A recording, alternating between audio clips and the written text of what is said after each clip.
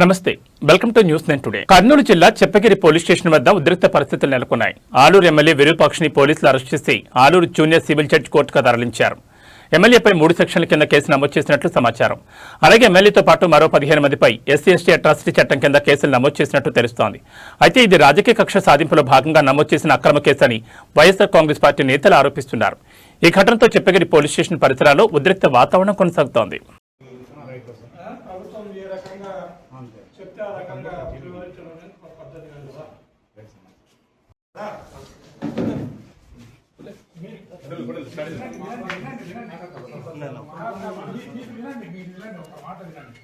ఇప్పుడు కేవలం 100% మీరు పర్యావరణ కేసు ఏ రకంగా చెప్తే ఆ రకంగా ఈ పోలీస్ వ్యవస్థ పనిచేస్తుంది.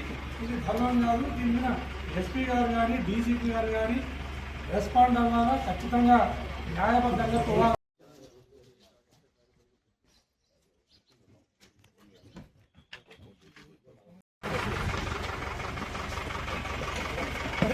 ప్రజాస్వామ్యమా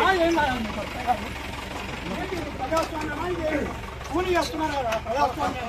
ప్రజాస్వామ్యాన్ని కూలి చేస్తున్నారు కదా. ప్రజాస్వామ్యాన్ని కూలి చేస్తున్నారు. ఏం పద్ధతి ఇది? ప్రజాస్వామ్యమా కదా? ప్రజాస్వామ్యంలో ఈ రకమైన కూలి చేయడం నాకు అర్థం కాదు.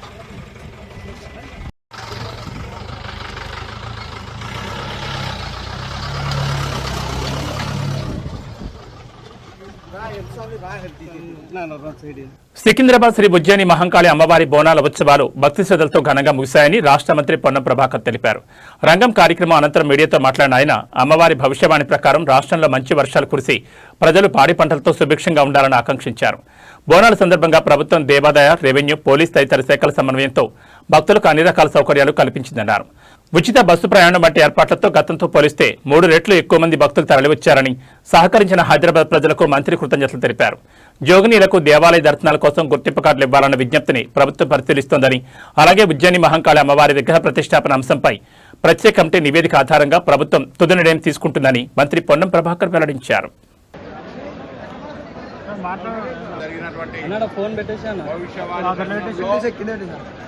భవిష్యత్తు కాలంలో తెలంగాణ రాష్ట్రంలో సమృద్ధి వర్షాలు పడతాయని మనం వాటన్నింటినీ నీటి సంరక్షణ చేసుకొని పోవాలని ఆ అమ్మవారి ఆశీర్వచనం అందరిపై ఉంటుందని, అదే సందర్భంలో అమ్మవారి విగ్రహం గురించి చాలా కాలంగా పెట్టేసిన అంశాన్ని కూడా సందర్భంలో జరిగింది. తప్పకుండా ప్రజలందరూ సంక్షేమంగా ఉండాలని, సమృద్ధి వర్షాలతో పాడి పంటలతో ఆరోగ్యాలతో ఉండాలనే అటువంటి ఆలోచనతోటే ఆషాఢ మాస బోనాలను ప్రభుత్వం తరఫున అన్ని రకాల ఏర్పాట్లను దేవాదాయ శాఖ కావచ్చు, రాజ్య భద్రతలకు సంబంధించి కావచ్చు, లేదా రెవెన్యూ శాఖ తరఫున అన్ని రకాల ఏర్పాట్లను భక్తులకు సంబంధించినటువంటి అన్ని రకాల అంశాల పట్ల అత్యంత ప్రాధాన్యత తీసుకొని చేస్తూ ఉంది. కానీ ప్రజలందరి సహకారంతో రెట్టింపు భక్తులు అటు ఉచిత బస్సు ప్రయాణ మహిళలకైన తర్వాత, లేదా కాలం మంచిగా వర్షం పడ్డటువంటి సంతోషంలో ఇతరత్ర ప్రభుత్వ పథకాలు అనేకంగా వారికి అందుతున్న సందర్భంలో భక్తులంతా కూడా దేవాలయాలకు ఎక్కువ రావడంతో ఈరోజు దేవాలయాలకు ఎక్కువ భక్తులు 300 ఎక్కించిపోయే సందర్భంలో కొంత ఒత్తిడికి రావచ్చు. అయినా ప్రభుత్వం తరఫున అన్ని రకాల ఇబ్బంది అయినా ఇతరత్ర సమస్యలున్నా ఈ బోనాల వేడుకల సందర్భంగా అందరూ కూడా సంతోషంతో సహకరించారు. వారందరూ ఈ సందర్భంలో జరిగినటువంటి చిన్న చిన్న సంఘటనల ఆలోచించినప్పుడు ఈరోజు మేము వాళ్ళందరూ మాట్లాడిన సందర్భంలో వాళ్లకు ఇటువంటి బోనాల సందర్భంలో ప్రత్యేకమైనటువంటి గుర్తింపు కావాలని అడిగినారు. తప్పకుండా హైదరాబాద్ బోనాల సందర్భంగా రెవెన్యూ, ఎండోమెంట్, పోలీస్ ఈ దేవాలయాల శాఖల పక్షాన అధికారులను పెట్టి ఉత్సవాల కంటే ముందే వాళ్ళని సహకరించ ప్రభుత్వం చేయగలిగిన ఈ యొక్క భక్తులు జోయిలకు సంబంధించి వారు ఈరోజు ఇక్కడ ఇబ్బంది ఉండకుండా వారికి భవిష్యత్తులో ఇక్కడ కూడా ఇబ్బంది రాకుండా ఉండేదాని కొరకు దేవాలయ పక్షాన అక్కడ ఎండమెంటు రెవెన్యూ పోలీస్ తరఫున సమన్వయం చేసి చేస్తాం. ఇదిగాక రాష్ట్ర వ్యాప్తంగా దేవాలయానికి వెళ్ళినప్పుడు వారికి దర్శనాలకు సంబంధించి వారి అమ్మవారి సేవ చేస్తారు. చాలా దేవాలయాలకు వెళ్తారు వాళ్ళు. అప్పుడు కూడా ఎటువంటి ఇబ్బంది లేకుండా గుర్తింపు కార్డులు ఇవ్వాలన్నారు. తప్పకుండా దేవాదాయ శాఖ మంత్రి గారు వాటిని సమీక్షించి గుర్తింపు కార్డు కూడా ఏమి ఇబ్బంది కాదు ఇస్తారు. ఎందుకంటే వాళ్ళ పట్ల ఈ ప్రభుత్వం సానుకూలంగా మొన్ననే మున్సిపల్ కమిషన్లల్లో అంతకుముందు ఉద్యోగాలు ఇస్తా ఉన్నాం. అనేక రకాలుగా వాళ్ళ యొక్క గుర్తింపు నుంచి గౌరవాన్ని ఇస్తున్నటువంటి ప్రభుత్వం ఇది. గౌరవ ముఖ్యమంత్రి రేవంత్ రెడ్డి గారి నాయకత్వం తప్పకుండా యోగినులకు శివసత్తులకు సంబంధించి 100% ఈ గవర్నమెంట్ ప్రయారిటీ ఇస్తుంది. ఒకటేమో ఇప్పటికే మున్సిపల్ కార్పొరేషన్ల కోఆపరేషన్ పెట్టుకున్నాం. దాని తర్వాత ఉద్యోగాలు ఇస్తా ఉన్నాం.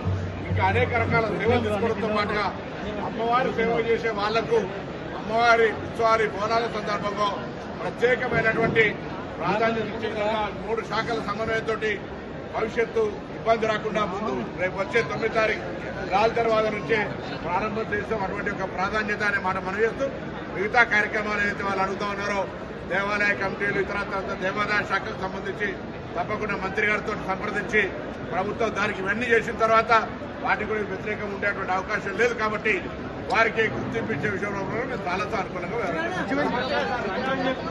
ఈరోజు ఉజ్జయిని మహంకాళి అమ్మవారి దగ్గర జరిగినటువంటి భవిష్యవాణి రంగంలో భవిష్యత్తు కాలంలో తెలంగాణ రాష్ట్రంలో సమృద్ధి వర్షాలు పడతాయని మనం వాటన్నిటిని నీటి సంరక్షణ చేసుకొని ముందుకు పోవాలని ఆ అమ్మవారి ఆశీర్వచనం అందరిపై ఉంటుందని అదే సందర్భంలో అమ్మవారి విగ్రహ ప్రతిష్టకు సంబంధించి చాలా కాలంగా పెండింగ్ ఉన్న అంశాన్ని కూడా ఈ సందర్భంలో చెప్పడం జరిగింది.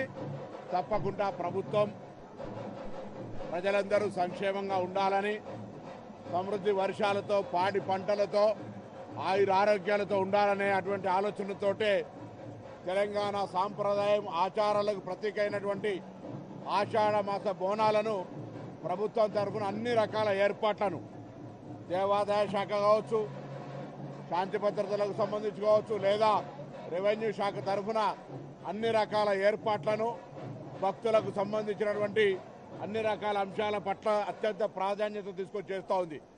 కానీ ప్రజలందరి సహకారంతో రెట్టింపు భక్తులు అటు ఉచిత బస్సు ప్రయాణ మహిళలకైన తర్వాత లేదా కాలం మంచిగా వర్షం పడ్డటువంటి సంతోషంలో ఇతరత్ర ప్రభుత్వ పథకాలు అనేకంగా వారికి అందుతున్న సందర్భంలో భక్తులంతా కూడా దేవాలయాలకు ఎక్కువ రావడంతో ఈరోజు దేవాలయాల యొక్క భక్తులు 300 కిక్కిరిసిపోయే సందర్భంలో కొంత ఒత్తిడికి రావచ్చు. అయినా ప్రభుత్వం తరఫున అన్ని రకాల ఏర్పాట్లు చేస్తున్నాం. అన్నిటికంటే హైదరాబాద్ ప్రజలకు ధన్యవాదాలు. ఎందుకంటే మెహమాని నవాజీ మే కమీ నహీ అనేది అని హైదరాబాద్ ప్రజలందరూ ఎప్పుడు కూడా ఇన్ని లక్షల మంది భక్తులకు ఇంత ట్రాఫిక్ ఇబ్బంది అయినా ఇతరత్ర సమస్యలున్నా ఈ బోనాల వేడుకల సందర్భంగా అందరూ కూడా సంతోషంతో సహకరిస్తారు. వారందరూ కూడా ధన్యవాదాలు. ఈ సందర్భంలో నిన్న జరిగినటువంటి చిన్న చిన్న సంఘటనల వల్ల కొంత వాళ్ళ ఆవేదన చెందినప్పుడు ఈరోజు మేము వాళ్ళందరితో మాట్లాడినాం. ఉదయం మాట్లాడిన సందర్భంలో వాళ్లకు ఇటువంటి బోనాల సందర్భంలో ప్రత్యేకమైనటువంటి గుర్తింపు కావాలని అడిగినారు. తప్పకుండా హైదరాబాద్ బోనాల సందర్భంగా రెవెన్యూ, ఎండోమెంట్, పోలీస్ ఈ దేవాలయాల శాఖల పక్షాన ప్రతినిధులను పెట్టి ఉత్సవాల కంటే ముందే వాళ్ళ యొక్క ఆకాంక్ష ప్రభుత్వం చేయగలిగేది చర్చించి ఒక విధి విధానాల ద్వారా భవిష్యత్తులో ఈ యొక్క శివసత్తులు జోగిళ్లకు సంబంధించి వారి అమ్మవారి భక్తులకు వారు ఈరోజు వారి యొక్క దైవికంగా సమర్పించే బోనాల పట్ల ఎక్కడ ఇబ్బంది ఉండకుండా మరి చేసే ప్రయత్నం జరుగుతుంది. వారికి భవిష్యత్తులో ఎక్కడ కూడా ఇబ్బంది రాకుండా ఉండేదాని కొరకు దేవాలయం పక్షాన అక్కడ ఎండోమెంటు, రెవెన్యూ, పోలీస్ తరఫున సమన్వయం చేసి వాళ్ళ ప్రతినిధులతో చర్చలు చేసి సరైన విధంగా దర్శనాల కార్యక్రమం జరిగే విధంగా చేస్తాం. ఇదిగాక రాష్ట్ర ప్రభుత్వ పనితీరుపై బీఆర్ఎస్ వర్కింగ్ ప్రెసిడెంట్ కేటీఆర్ తీవ్ర విమర్శలు గుప్పించారు. కాంగ్రెస్ ప్రభుత్వం ఇచ్చిన ఉద్యోగ హామీలు అమలు కాలేదని, ప్రకటించిన జాబ్ క్యాలెండర్ నిరుద్యోగులకు ఉపయోగపడలేదని ఆరోపించారు. నిరుద్యోగ యువత ఆత్మహత్యలకు పాల్పడొద్దని విజ్ఞప్తి చేసిన కేటీఆర్ బీఆర్ఎస్ అధికారంలోకి వచ్చిన తర్వాత ఉద్యోగాల భర్తీ చేపడతామని హామీ ఇచ్చారు. ఇంజనీర్లపై ముఖ్యమంత్రి రేవంత్ రెడ్డి చేసిన వ్యాఖ్యలను తీవ్రంగా తప్పుపడుతూ రాష్ట్ర అభివృద్ధిలో ఇంజనీర్ల పాత్ర కీలకమని అన్నారు. కాళేశ్వరం ప్రాజెక్టు, గోదావరి జలాల వినియోగం, మెట్రో ప్రాజెక్టు, ఐటీ ఉద్యోగాలు, రైతాంగ సమస్యలు, బీసీ రిజర్వేషన్లు తదితర అంశాలపై కూడా రాష్ట్ర ప్రభుత్వాన్ని ప్రశ్నించిన కేటీఆర్ అసెంబ్లీ సమావేశాల్లో ఈ అంశాలన్నింటిపైన ప్రభుత్వాన్ని నిలదీస్తామని తెలిపారు. మాట్లాడచ్చా? అవసరం ఉంటే వాడు. మిత్రులందరికీ నమస్కారం. ఈరోజు ఈ రాష్ట్రంలో ఉన్న, ఈ దేశంలో ఉన్న యువత, ఈ దేశంలో ఉన్న పిల్లలు, ముఖ్యంగా విద్యార్థులు కానీ యువత కానీ ఒక రకమైన నిర్వేదనలో, ఒక రకమైన నిస్పృహలో, ఒక రకమైన ఆవేదనలో ఉన్న విషయం కళ్ళుండి చూడగలిగిన వాళ్ళకి, మనసుండి అర్థం చేసుకోగలిగిన వాళ్ళకి, ఈ దేశంలో జరుగుతున్న రాజకీయ పరిణామాలు విశ్లేషిస్తున్న ప్రతి ఒక్కరికి కూడా స్పష్టంగా అర్థమవుతూ ఉంది. ముఖ్యంగా ప్రభుత్వాలలో ఉన్న వాళ్ళకి ఈ విషయం ఇంకింత బలంగా అర్థం కావాల్సిన అవసరం, అర్థం చేపించాల్సిన అవసరం కూడా మనందరి మీద, ఈ సమాజంలో బాధ్యులుగా మనందరి మీద కూడా ఉంది. ప్రతి సందర్భంలో యువతని ఒక ప్రచార అస్త్రంగా, వారి కష్టాలను ఒక రాజకీయ అంశంగా మలుచుకోవడం, వారిని వాడుకోవడం, ఎన్నికల గండం దాటిన తర్వాత వారిని నట్టేట ముంచడం అనేది ఒక ఆనవాయితీగా ముఖ్యంగా కాంగ్రెస్, భారతీయ జనతా పార్టీలకు మారిపోయింది. వాళ్ళ ఈ రాష్ట్రంలో ఉన్న కాంగ్రెస్ ప్రభుత్వం ఏదైతే ఉన్నదో ఎంత ప్రచారం చేసింది, ఎంత హడావిడి చేసింది, గతంలో బీఆర్ఎస్ ప్రభుత్వం ఉన్నప్పుడు ఎంత ఆవేశపడ్డది యువత విషయంలో మీ అందరికీ తెలుసు. కానీ ఇవాళ విచిత్రమైన పరిస్థితి రాష్ట్రంలో. ప్రచార సభల్లో మాత్రమే కాదు, రాష్ట్ర అత్యున్నత సభ, చట్టసభ, అసెంబ్లీలో జాబ్ క్యాలెండర్ అని చెప్పి డిక్లేర్ చేశారు, విడుదల చేశారు. మా అందరికీ, మేము ఎమ్మెల్యేలుగా ఉన్నాం, మా అందరికీ కూడా క్యాలెండర్ను పంచారు. మేము అదే రోజు చెప్పాము, ఇది జాబులు లేని జాబ్ క్యాలెండరు, ఇందులో ఏమీ లేదు అని చెప్తే కూడా లేదు లేదు లేదు మీకు తెలియదు, మీరంతా కావాలని మా మీద బట్టగాల్చి మీదేస్తున్నారని చెప్పి మరి ఆ రోజు మా మీద దుమ్మెత్తిపోసే ప్రయత్నం చేసినారు. సరిగ్గా ఇప్పుడు 2 ఏళ్ళు అయింది శాసనసభలో జాబ్ క్యాలెండర్ విడుదల చేసి, 2 సంవత్సరాలు గడిచింది.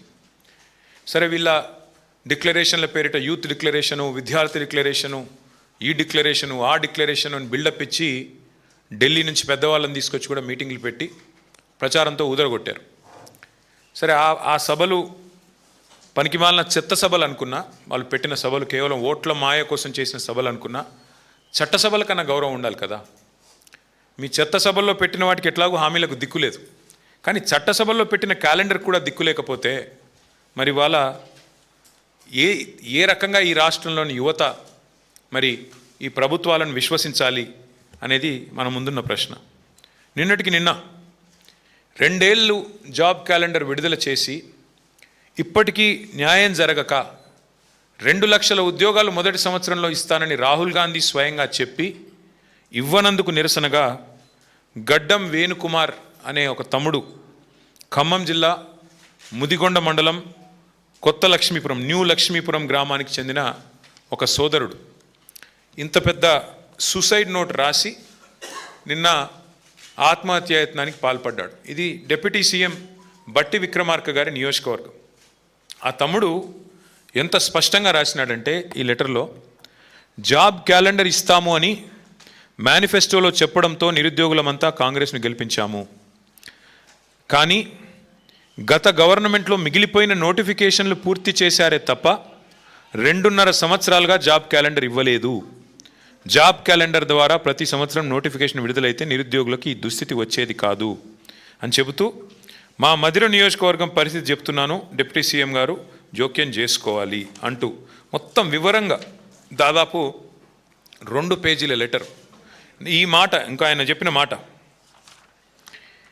డిప్యూటీ సీఎం బట్టి, ఈ నోటు, ఈ సూసైడ్ నోటు డిప్యూటీ సీఎం బట్టి విక్రమార్క గారికి, సీఎం రేవంత్ రెడ్డి గారికి, రాహుల్ గాంధీ గారికి చేరే వరకు షేర్ చేయండి అంటే తన ఆవేదనను వ్యక్తపరుస్తూ ఆ తమ్ముడు మాట్లాడిన మాటలు నిన్న ఆసుపత్రిలో చావు బతుకుల మధ్యన కొట్టుమిట్టాడుతూ ఇప్పుడు స్టేబుల్గా ఉన్నాడని తెలుస్తుంది, సంతోషం. ఏం మాట్లాడాడు కూడా ఒకసారి వినండి మీరు. ఇచ్చిన మేనిఫెస్టో ఏంటో గవర్నమెంట్కి తెలుసు. చివరికి వచ్చేసరికి ఇప్పట్లో గ్రూప్స్ నోటిఫికేషన్ లేవు.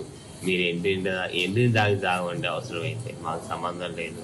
ఆయన మాట్లాడే ప్రతి మాట కూడా ఎట్లుందంటే వ్యతిరేకమే. కానీ ఎస్ఐ కానిస్టేబుల్ నోటిఫికేషన్లు ఇచ్చారు, ఏ నిరుద్యోగులు అవి సంతృప్తి పరచలేదు. అది కూడా ఈ లెటర్లో రాశారు, సంతృప్తి పరచలేదని. వాళ్ళు వచ్చి ఏం మాట్లాడారు, అన్ని నేను చేసి పెడతా, అన్ని చేసి పెడతా అనేసి వాగ్దానాలు చేసి నమ్మినాం సార్. స్పష్టంగా ఆయన చెప్తున్న మాట, నోటిఫికేషన్లు ఇవ్వక ఏమైంది, ఎందుకు ఇవ్వరు? చివరికి పోలీసు ఉద్యోగాలు 20,000 ఖాళీలు ఉంటే 5,000, 7,000 ఎందుకు ఇస్తున్నారు? ఎందుకు 20,000 ఇవ్వరు? కేసీఆర్ గారు ఒకటేసారి 48,000 ఉద్యోగాలు నింపినప్పుడు మీరెందుకు నింపరు అని అడిగితే ఎండ్రిన్ తాగి చావండి, ఇది రాష్ట్ర ముఖ్యమంత్రి గారు యువతకిచ్చే సందేశం. మరి విన్న తర్వాత ఇలా ఆత్మహత్యల లాంటి పరిస్థితికి పాల్పడక మరి ఏం చేయాలి ఈ రాష్ట్రంలో యువత అని నేను అడుగుతా ఉన్నా ఈ ప్రభుత్వాన్ని. అట్లాగే ఆ తమ్ముడు ఇంకో మాట అన్నాడు, బీఆర్ఎస్ హయాంలో చివరి దశలో ఉన్న 65,000 ఉద్యోగాలు నింపి వాళ్ళు ఆ రోజు నోటిఫికేషన్లు ఇస్తే ఇవాళ మీరు కాగితాలు ఇచ్చి అది మీ ఖాతాలో వేసుకుంటారా అని నిలదీశాడు ఈ ఉత్తరంలో. దయచేసి ఈ ఉత్తరం కూడా మిత్రులందరూ చదవాలని చెప్పి కూడా నా ప్రార్థన, మీడియా మిత్రులందరూ కూడా. అందులో కాదు మమ్మల్ని కూడా అన్నాడు, మేము కూడా గ్రూప్ 1 నోటిఫికేషన్లు ఒకసారి ఇచ్చాము, లీక్ అయింది, పేపరు రద్దు అయింది, మమ్మల్ని కూడా నిందించాడు. అట్లా అని చెప్పేసి ఇవాళ పరిస్థితి ఎట్లా ఉంది అంటే, కానీ ఆ రోజు కేసీఆర్ గారి ప్రభుత్వం మీద వీళ్ళు చేసిన ప్రచారం, 2 ఉద్యోగాలు ఊడగొట్టండి, కేసీఆర్ది కేటీఆర్ది 2 లక్షల ఉద్యోగాలు ఇస్తాం మొదటి సంవత్సరంలో అని చేసిన ప్రచారం నమ్మి ఇవాళ మేము వాళ్ళని గెలిపించామని చెప్పి ఆ తమ్ముడు రాస్తూ ఉన్నాడు. వాస్తవం చెప్పాలంటే ఇవాళ వేణు రాసింది సూసైడ్ నోట్ కాదు, వేణు రాసింది కాంగ్రెస్ ప్రభుత్వ నిర్లక్ష్యానికి వ్యతిరేకంగా రాసిన ఒక ఛార్జ్ షీట్. నిన్న మా సోదరులు పువ్వాడ అజయ్ గారు, లింగాల కమల్ రాజ్ గారు, మా ఎమ్మెల్సీ తాత మధు గారు, మా మాజీ ఎంపీ నామా నాగేశ్వరరావు గారు అందరూ ఆ పిల్లోని హాస్పిటల్లో పరామర్శించడానికి పోతామంటే పోనివ్వరు, మీరు కలవడానికి వీల్లేదని ఆంక్షలు.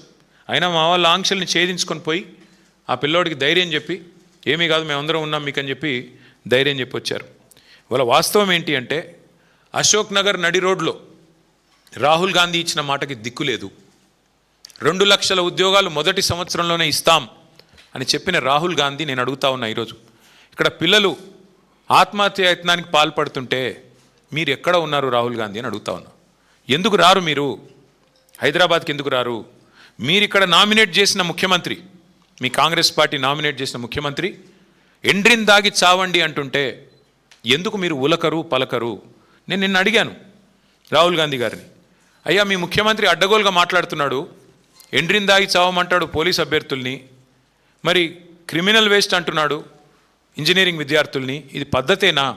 ఇది మీ పార్టీ విధానమా, పార్టీ వైఖరా, లేకపోతే ముఖ్యమంత్రి నోటి దూలనా, ఏంది ఇది చెప్పు అంటే ఆయన ఎక్కడెక్కడో రాజ్యాంగం పట్టుకుని తిరుగుతాడు తప్ప ఇక్కడ మాత్రం కనబడాడు. ఎక్కడైతే గవర్నమెంట్ ఉందో అక్కడ రాహుల్ గాంధీ ఉండడు, ఎక్కడైతే గవర్నమెంట్ లేదో బాధ్యత లేకుండా ఇష్టం వచ్చినట్టు మాట్లాడతాడు, మళ్ళీ ఎక్కడ పడితే అక్కడ సొల్లు మాటలు చెప్పి అడ్డమైన హామీలు ఇచ్చి మళ్ళీ అక్కడ ప్రజల్ని మభ్యపెట్టే ప్రయత్నం.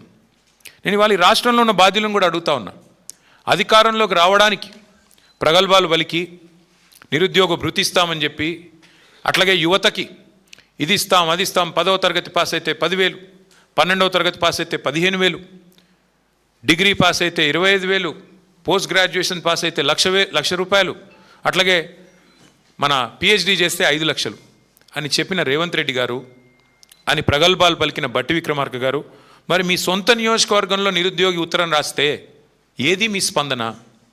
ఎందుకు మీ నుంచి కనీసం ఒక మానవతతో కూడిన ఒక చిన్న సందేశం, అయ్యా పిల్లలు చావకండి మేము కాపాడుతామని ఒక మాట ఎందుకు రావట్లేదు? పెద్ద దిక్కుగా ఉండాల్సిన వాళ్ళే విషం తాగండి, చావండి, మీరు బావిలో దుంకండి అని మాట్లాడితే మరి ఇవాళ ఏం జరుగుతుంది? ఇట్లాంటి పరిణామాలు కాక ఆలోచించాలని చెప్పి నేను కోరుతా ఉన్నా.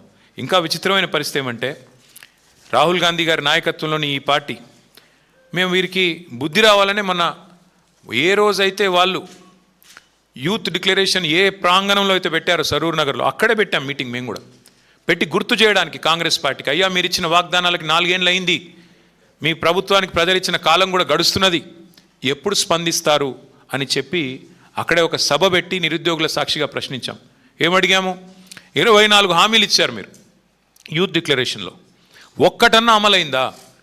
శాసనసభలో నేను జగదీష్ రెడ్డి గారు మేము అడిగాము లిఖితపూర్వకంగా రాష్ట్ర ప్రభుత్వాన్ని, మీరు వచ్చిన తర్వాత ఇచ్చిన నోటిఫికేషన్లు ఎన్ని ఉద్యోగాలు ఇచ్చారు అని. 16,978 ఉద్యోగాలు ఇచ్చామని చెప్పి లిఖితపూర్వకంగా రాష్ట్ర ప్రభుత్వం సమాధానం ఇచ్చింది.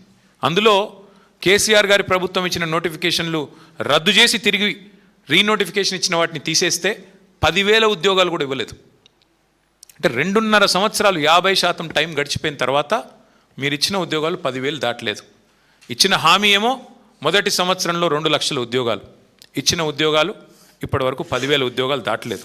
మరి అప్పుడు ప్రజలు, ముఖ్యంగా యువత మిమ్మల్ని ఏం చేయాలి, ఎలా అడగాలి, ఎలా నిలదీయాలని నేను అడుగుతా ఉన్నా.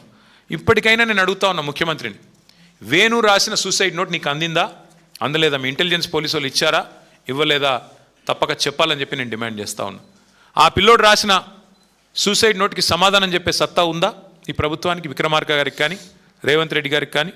ఒకవేళ ముఖ్యమంత్రి గారికి చేరపోతే వారికి వెంటనే పంపిస్తాను. నేను మా ఖమ్మం జిల్లా నాయకత్వాన్ని కోరుతా ఉన్నా, వెంటనే ముఖ్యమంత్రి గారికి మంచిగా భద్రంగా ఒక కొరియర్ సర్వీస్ పెట్టి ఆయన ఇంటికి పంపించండి. తప్పకుండా చదువుకోవాలని చెప్పి నేను కోరుతా ఉన్నా. ఇవాళ ఇదేదో మా పార్టీ ఆవేదననో నా ఆవేదననో కాదు, మీ చేతగాని అసమర్థ పరిపాలనకి ఒక ఛార్జ్ షీట్ ఈ సూసైడ్ నోట్ అని చెప్పి నేను విజ్ఞప్తి చేస్తూ ఉన్నా. అట్లాగే చాలా బాధ అనిపించింది ఆ లెటర్ చదివితే. మా తల్లి మానసిక వికలాంగురాలు, ఆమెను జాగ్రత్తగా చూసుకోండి అని ఆ పిల్లోడు చనిపోవడానికి సిద్ధపడి రాసిన లెటర్.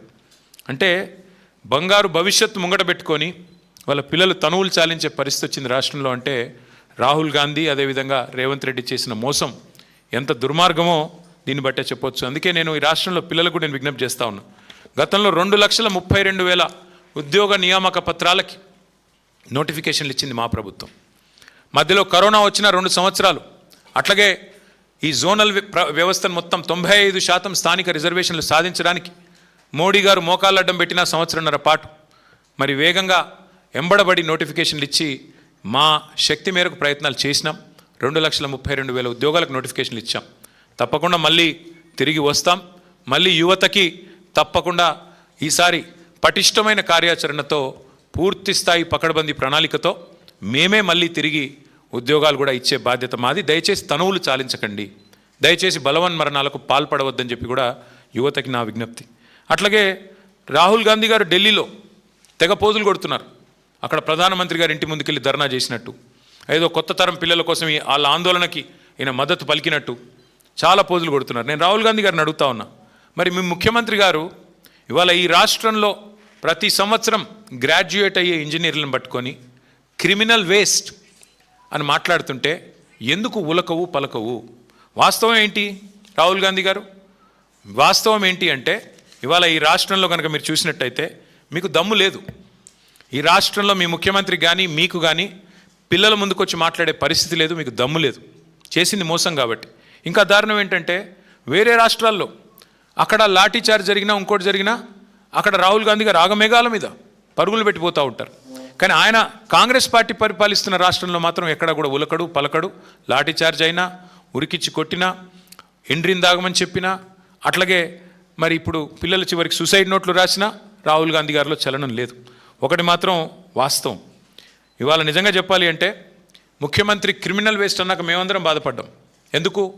ఇదే ఇంజనీర్లు కదా ఇవాళ తెలంగాణలో చదువుకున్న ఈ పిల్లలే కదా ఎక్కడో అమెరికాలో కూడా రాణిస్తూ ఉన్నారు.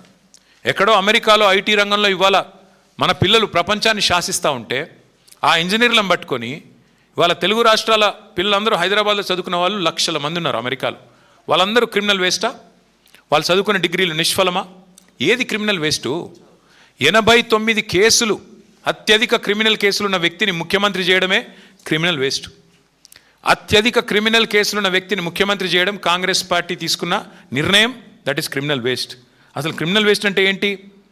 రాహుల్ రేవంత్ కలిసి పంచిన గ్యారంటీ కార్డులు క్రిమినల్ వేస్ట్. రాహుల్ గాంధీ రేవంత్ రెడ్డి కలిసి ప్రకటించిన 13 డిక్లరేషన్లు, దట్ ఈస్ క్రిమినల్ వేస్ట్. కరువు టైంలో 100 టీఎంసీల నీళ్ళని కిందికి వదిలేయడం, దట్ ఈస్ క్రిమినల్ వేస్ట్. ప్రగతి భవన్ ఉండంగా రెండో Jubilee hills palace, body palace ఏదో కట్టాడు కదా 200 కోట్ల రూపాయలతో, దట్ ఈస్ క్రిమినల్ వేస్ట్. రాష్ట్రంలో గ్యారంటీలకు పైసలు లేవు, అమలు చేయడానికి డబ్బులు లేవు అంటూ బుకాయిస్తూ మరొక వైపు 200 కోట్లు ఖర్చు పెట్టి అందాల పోటీలు పెట్టడం, దట్ ఈస్ క్రిమినల్ వేస్ట్. అట్లాగే మెస్సీతో ఫుట్బాల్ మ్యాచ్ అని చెప్పి 100 కోట్లు తగలబెట్టడం, దట్ ఈస్ క్రిమినల్ వేస్ట్. కేవలం ఇవాళ బీఆర్ఎస్ నేతలను తిట్టడానికి, మా నాయకుడు కేసీఆర్ గారిని తిట్టడానికి మాత్రమే ప్రజల డబ్బుతో బహిరంగ సభలు పెట్టడం క్రిమినల్ వేస్ట్. అసలు రాష్ట్రానికి రేవంత్ రెడ్డి అనే ఒక సన్నాసిని ముఖ్యమంత్రి చేయడమే పెద్ద క్రిమినల్ వేస్ట్. ఇది వాస్తవం. ఇవన్నీ పక్కకు పెట్టి వాళ్ళ రాహుల్ గాంధీ గారు ఏదేదో మాట్లాడుతున్నాడు. నేను అడుగుతా ఉన్న, ఇంజనీర్లను ఇన్సల్ట్ చేసే అధికారం నీకు ఎక్కడిది? నీ జీవితంలో రేవంత్ రెడ్డి నాకు తెలిసి నకలు కొట్టుకే పాస్ అయిన కేసు ఇది. ఏం చదివిండో కూడా డౌటే నాకు. చదివిండా లేదా సప్లిమెంటరీ పరీక్ష పాస్ అయ్యిందా నాకైతే డౌటే. ఎందుకంటే ఆయనకి సప్లిమెంటరీ పరీక్షలు పాస్ కావడం కూడా ఆయనకి కొత్త ఏం కాదు.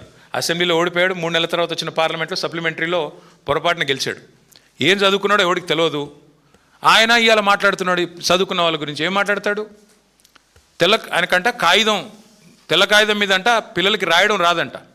నేను అడుగుతున్న రేవంత్ రెడ్డి గారు, నువ్వు నింపగలుగుతావా నీ ఎలక్షన్ ఫారం అఫిడవిట్? ఏ ఛాలెంజ్ కంటే ఆ ఛాలెంజ్కి నేను రెడీ. నీ ఎలక్షన్ అఫిడవిట్ నింపరా అయ్యా, నువ్వు చూస్తా నీకేం చదవచ్చో ఏమొచ్చో నేను కూడా చూస్తాను. పెద్ద మాటలు మాట్లాడుతున్నాడు. జీవితంలో ఒక పోటీ పరీక్ష రాసినావా? ఒక్క పోటీ పరీక్ష ఏదన్నా కాంపిటేటివ్ ఎగ్జామ్ పొరపాటున ఎప్పుడన్నా జీవితంలో ఒక ఇంటర్వ్యూకి అటెండ్ అయినావా? ఏం తెలుసు నీకు పిల్లల గురించి? మేము కష్టపడి చదువుకున్నా. నేను కూడా జీమాట్ రాసిన, జిఆర్ఈ రాసిన, జవహర్లాల్ నెహ్రూ యూనివర్సిటీ ఎంట్రన్స్ రాసిన, ఆల్ ఇండియా ఎంట్రన్స్లో సీటు సంపాదించి పూనాలో పోయి చదువుకున్నా, అమెరికాలో పోయి చదువుకున్నా. ఎంతసేపు ఏడుపులు తప్ప వేరే వాళ్ళ మీద. ఒక్క ఇంటర్వ్యూ అటెండ్ అయిన ముఖమా నీది? ఒక్క పోటీ పరీక్ష రాసిన ముఖమా? పోనీ ఒక అప్లికేషన్ రాసే తెలివి ఉందా? నకలు కొట్టి పాస్ అయినోడివి, గోడల మీద సున్నలు వేసుకుని బతికినోడివి. నీకే ఇంత ఉంటే మరి పిల్లలకి ఎంత ఉండాలా? ఇవాళ ఎవరయ్యా కట్టేది? ఇవాళ ముఖ్యమంత్రి గారు రయ్యమని తిరుగుతున్న ఫ్లైఓవర్లు కట్టింది ఎవరు? ఇంజనీర్లు కాదా? హైదరాబాద్లో 42 ఫ్లైఓవర్లు కట్టింది ఎవరు? ముఖ్యమంత్రి కూర్చుంటున్న సచివాలయ భవనం కట్టింది ఎవరు? తెలంగాణ ఇంజనీర్లు కాదా? ఇవాళ మీరు కదా ఇప్పుడు ఈ నిమిషం మనం మాట్లాడుతున్న ఈ నిమిషంలో ఎల్లంపల్లి నుంచి పైకి రివర్స్ పంపింగ్ ద్వారా ఇవాళ నీళ్లు లిఫ్ట్ చేస్తూ ఉన్నాం ఎస్ఆర్ఎస్పికి. ఎవరు చేసింది? అది ఇంజనీర్లు కాదా? ఏం మాట్లాడుతున్నాడు ముఖ్యమంత్రి? మీ వెనకాలే ఉంది ఇక్కడ మీరు కూర్చునే కమాండ్ కంట్రోల్ సెంటర్ కట్టింది ఇంజనీర్లు కాదా? అందుకే నేను అంటున్నా, ఈ మూర్ఖపు మాటలు ఎన్ని కట్టిన ఇంజనీర్లకి నాకు రేవంత్ రెడ్డి గారికి నేను చెప్పేది ఒకటే, ఈ ఇంజనీరింగ్ విద్యార్థులకు కట్టడాలు తెలుసు, మీకు సమాధి కట్టడం కూడా తెలుసు. మీ పార్టీకి, మీ అంటే ఆయనకి కాదు, మళ్ళీ మీరు వేరే అనుకున్నారు, మీ పార్టీకి సమాధి కట్టడం కూడా ఆ పిల్లలే తప్పకుండా చేసి చూపెడతారు.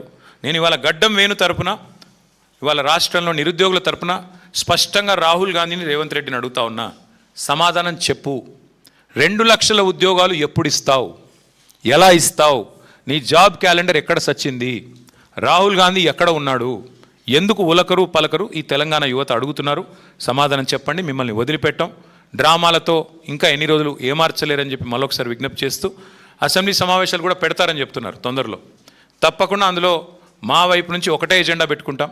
అసెంబ్లీ సమావేశాలు పెట్టవలసిందే, 15 రోజులు నడపాల్సిందే. ఆ 15 రోజుల్లో తప్పకుండా తెలంగాణ యువత ముఖ్యంగా ఏదైతే ఇవాళ ప్రశ్నిస్తున్నదో 2 లక్షల ఉద్యోగాల గురించి, తప్పకుండా దాని ఒక ప్రధాన అంశంగా, ప్రధాన ప్రతిపక్షంగా మేము పట్టుబడతాం, ప్రభుత్వాన్ని నిలదీస్తామని చెప్పి కూడా యువతకి విజ్ఞప్తి చేస్తూ, దయచేసి ఎవరు కూడా తనువు చాలించవద్దని, దయచేసి ఎవరు కూడా ఆత్మస్థైర్యాన్ని కోల్పోవద్దని మళ్ళొకసారి ప్రార్థిస్తూ మీ అందరికీ ధన్యవాదాలు.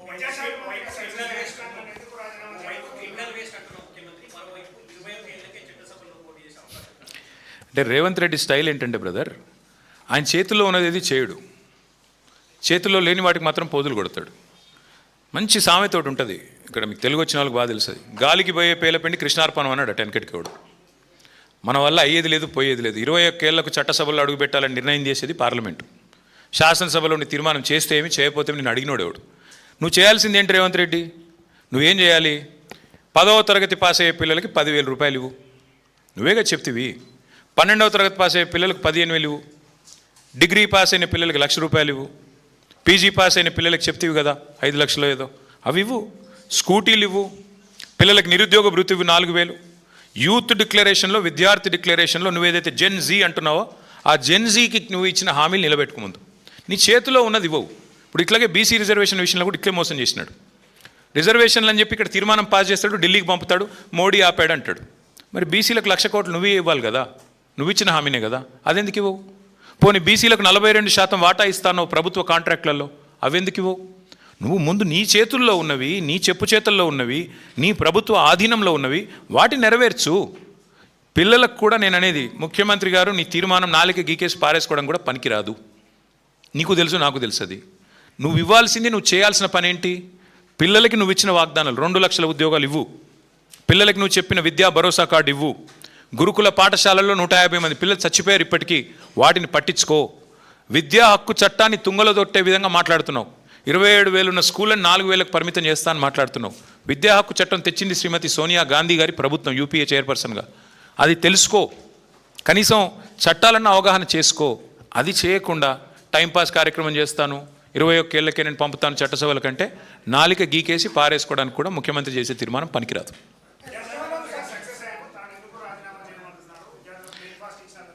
సక్సెస్ అంటే 150 మంది పిల్లల్ని గురుకులాల్లో చంపడం సక్సెస్ అంటే మేబీ రేవంత్ రెడ్డి గారి కొలమానం అది కావచ్చు. లేదా ఎండ్రిని తాగి చావండి అని చెప్పడం కొలమానం కావచ్చు తెలంగాణ యువతకి. లేదా 2 లక్షల ఉద్యోగాలని చెప్పి మోసం చేయడమే కొలమానం కావచ్చు. ఏ రకంగా సక్సెస్ అయ్యాడు, దేనిలో సక్సెస్ అయ్యాడు ఆయన, ఏ విషయంలో సక్సెస్ అయ్యాడు మీరు చెప్పండి, నాకు నేను కూడా విని నేర్చుకుంటా. ఎందులో సక్సెస్ అయ్యాడు? మేము సీఎం బ్రేక్ఫాస్ట్ స్కీమ్ అని ప్రవేశపెడితే 2023లో దాన్ని 2 ఏళ్ళు ఆపిన సన్నాసేవుడే. మా ప్రభుత్వం స్టార్ట్ చేసిన పథకాన్ని 2 ఏళ్ళు ఆపి మళ్ళీ తిరిగి ప్రారంభించినట్టు యాక్టింగ్ చేసి ఇవాళ అదేదో ఆయన చేసినట్టుగా పోజులు కొడితే ప్రజలు అంత ఈజీగా మర్చిపోతారు అనుకున్నారా? అది కేసీఆర్ ప్రభుత్వం ప్రవేశపెట్టిన పథకం. 2 ఏళ్ళు ఆపిన దుర్మార్గుడు రేవంత్ రెడ్డి. ఎస్ దీపిక, एक minute. So on the one hand, the Chief Minister says that all the engineering graduates or the others are not willing to take up jobs. On the other hand, the government rises the eligibility, age eligibility of those who don't have a job to more than 40 years. How do you look at this disparity and what is your observation? No, I'll tell you 2 things, ma'am. One, the Chief Minister is clueless when it comes to certain things. On the one hand, he says the engineering graduates are not skilled enough. But the fact of the matter is, in Telangana, according to government's admission, not mine, both in a governor's address and also even in the budget speech of the government, they have made it very clear that the number of technology jobs have come down. Back in 2023, when we were in government, the total number of technology jobs, according to NASSCOM and STPI, was 9,46,000. It has come down by 7,000. It is now 9,39,000. First, the government needs to answer the question on how and why the tech jobs are coming down in Telangana. What is the reason for that? Is it because the engineers are not skilled enough, like the Chief Minister is saying? Or is it because the education ministry has failed? Or is it because employment opportunities are drying up? Or is it because of artificial intelligence? What is the cause? Firstly, they need to address it, number 1. Number 2, in fact, this government, this party, Congress, had promised to the youth of Telangana that they will waive off all examination fees. उन्होंने कहा था कि हर examination fees को माफ कर देंगे. जो 200 रुपया था उसको आज बढ़ा के 1,000 करे. That has been enhanced. The examination fees, not even examination, the application fees has been enhanced from 200 rupees to 1,000 rupees. So the government also needs to answer on this hypocrisy of theirs. And thirdly and most importantly, మీరు నేను అందరికి కూడా మనకు అర్థమైంది ఏంటంటే వాళ్ళ అసమర్థతని కప్పిపుచ్చుకోవడానికి, వాళ్ళ ఫెయిల్యూర్స్ని కప్పిపుచ్చుకోవడానికి ముఖ్యమంత్రి గారికి ఒక అలవాటుగా పరిపాటిగా మారింది. ఎప్పటికప్పుడు ఏదో ఒకటి వాగడం, దాన్ని సెంట్రల్ స్టేజ్కి తీసుకెళ్లడం, పెట్టడం, దాని చుట్టూ అందరూ పరిభ్రమించే విధంగా 4 రోజులు టైంపాస్ చేయడం. ఇప్పుడు 21 ఏళ్ళకే అని చెప్పి ఇది కొత్త డ్రామా కూడా అందుకే. ఆయన చేతిలో ఏమీ లేదు, ఆయనకు తెలుసు అది.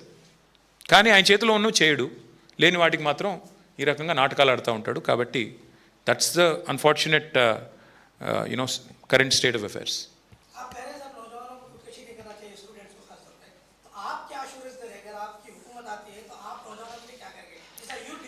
अगर नहीं, जब वापस आएंगे हम लोग 2028 में, मैं बस इतना ही कहूँगा कि पिछले 5 साल जो है 10 साल, 9.5 साल अगर मैं करेक्टली बोलूँ तो 2014 से लेकर 23 तक कोविड रहने के बावजूद हमने कुल मिला के 2,32,000 से ज़्यादा नोटिफिकेशन हमने दी और उसमें से 1,60,000 एम्प्लॉयमेंट पूरा मुकम्मल हमने किया वादा.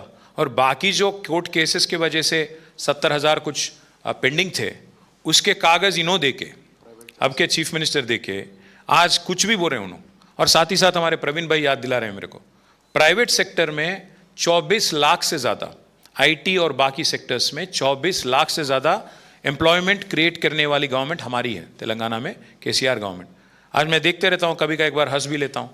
हाल ही में चीफ मिनिस्टर गए थे महबूब नगर, वहाँ जाके इनॉग्रेट करके बड़ा बड़ा भाषण दे रहे हैं. क्या इनॉग्रेट करें आप? अमर राजा बैटरीज कौन लाए? केसीआर गवर्नमेंट. तो ऐसे जो काम हम करें, जो फ्लाईओवर हम बनाए उसके ऊपर जाके पेंटिंगा मार रहे. अब जो कंपनी हम लाए उसके जाके रिबन कट कर रहे. कोई बात नहीं, कोई तकलीफ नहीं, पर आप अपना कुछ दिखाओ जो करे.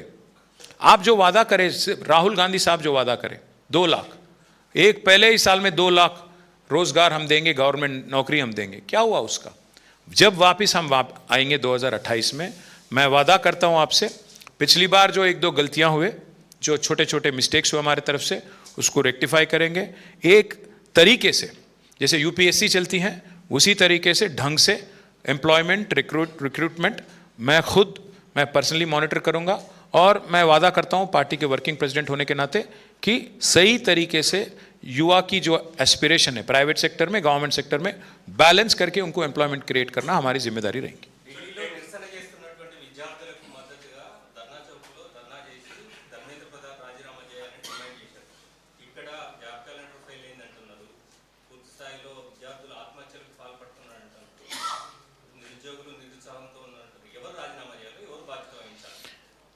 మొత్తం రాహుల్ గాంధీ గారే చేయాలంటే, ఎందుకంటే ఆయనే వచ్చి చెప్పింది 2 లక్షల ఉద్యోగాలు అని చెప్పిందే రాహుల్ గాంధీ. ఇక్కడున్న లోకల్ వాళ్ళ మాటలు నమ్మరనే, వాళ్ళకు మ్యాటర్ లేదనే ఢిల్లీ నుంచి రాహుల్ గాంధీ గారిని పట్టుకొచ్చారు. ఈయన వచ్చాడు కదా, ఈయనేదో చెప్తున్నాడు కదా, మనకు బిస్కెట్ వేసాడు కదా అన్నట్టుగా ఆయన చాయ్ దుకాణం కాడ కూర్చొని మంచి పోజులు కొట్టి మరి మాటిచ్చైతే పోయారు. 2.5 ఏళ్ళు దాటిపోయింది ఏది ప్రభుత్వానికి, ఇప్పుడు 32 నెలలు దాదాపు కావస్తూ ఉంది. కాబట్టి సమాధానం చెప్పాల్సిన వ్యక్తి రాహుల్ గాంధీ గారే, బాధ్యత ఆయనదే. ఆయన నియమించిన ముఖ్యమంత్రి ఇక్కడ పని చేయకపోతే బాధ్యత తీసుకోవాల్సింది ఖచ్చితంగా రాహుల్ గాంధీనే. గట్టిగా నిలదీసేది కూడా రాహుల్ గాంధీ గారినే. మేము పార్లమెంట్లో అయినా, ఢిల్లీలో అయినా, అవసరమైతే కాన్స్టిట్యూషన్ క్లబ్కి అయినా పోయి ఢిల్లీలో ప్రెస్ మీట్ పెట్టి ఎట్లా అయితే లగచర్ల ఇన్సిడెంట్ని నేషనల్ వైడ్ ఎక్స్పోజ్ చేశామో, మళ్ళీ ఒకసారి రాహుల్ గాంధీ బండారం దేశంలో మళ్ళీ బయట పెడతాం తప్పకుండా. Thank you.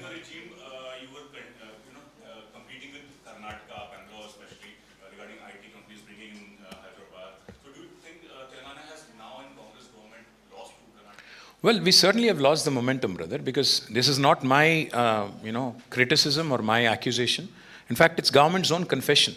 अगर आप देखेंगे 2023 में जब हम लोग सत्ता से हट गए यहाँ पे, उस दिन हैदराबाद में आईटी एम्प्लॉयमेंट अगर आप नंबर्स देखेंगे तो 9,46,000 जॉब्स आईटी सेक्टर में थे. ये NASSCOM और STPI का रिपोर्ट था. हाल ही में जो बजट सेशन हुआ, जिसमें गवर्नर का एड्रेस भी था और बजट पे स्पीच भी था, दोनों में गवर्नमेंट ने कन्फेशन दिया कि आईटी जॉब 7,000 घट गए, कम हुए. नुकसान किसका हो रहा है? तेलंगाना का युवा का, देश का युवा का. तो किस वजह से हुआ? एक नाकाम सरकार है यहाँ पे जिससे कुछ नहीं होता. राहुल गांधी गवर्नमेंट एम्प्लॉयमेंट की बात करें ना, वो बात मुकम्मल हुआ, नो वो बात को निभाए, और यहाँ पे प्राइवेट सेक्टर में भी नंबर घट रहे हैं. क्यों घट रहे हैं? आज चीफ मिनिस्टर के घर के ठीक पीछे, मैं नहीं कह रहा हूँ, एक मिनिस्टर साहिबा है, उनकी लड़की है, श्रीमती कोंडा सुरेखा जी की लड़की है.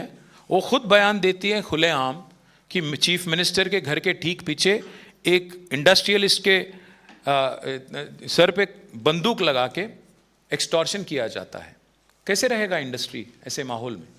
जब कोई चीफ मिनिस्टर का बहुत करीबी आदमी जाके अगर कानपट्टी पे बंदूक लगाएगा तो कैसे फिर इंडस्ट्री आएगा यहाँ पे?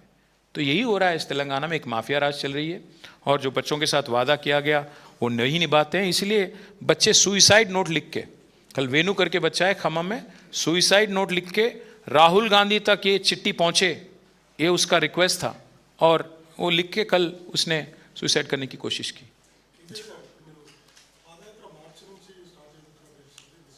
ఫస్ట్ అయితే నిరుద్యోగుల తరపున దండయాత్ర చేస్తున్నామా చేయనియండి, తర్వాత పాదయాత్ర చేద్దాం. థ్యాంక్ యూ బ్రదర్ అందరికీ.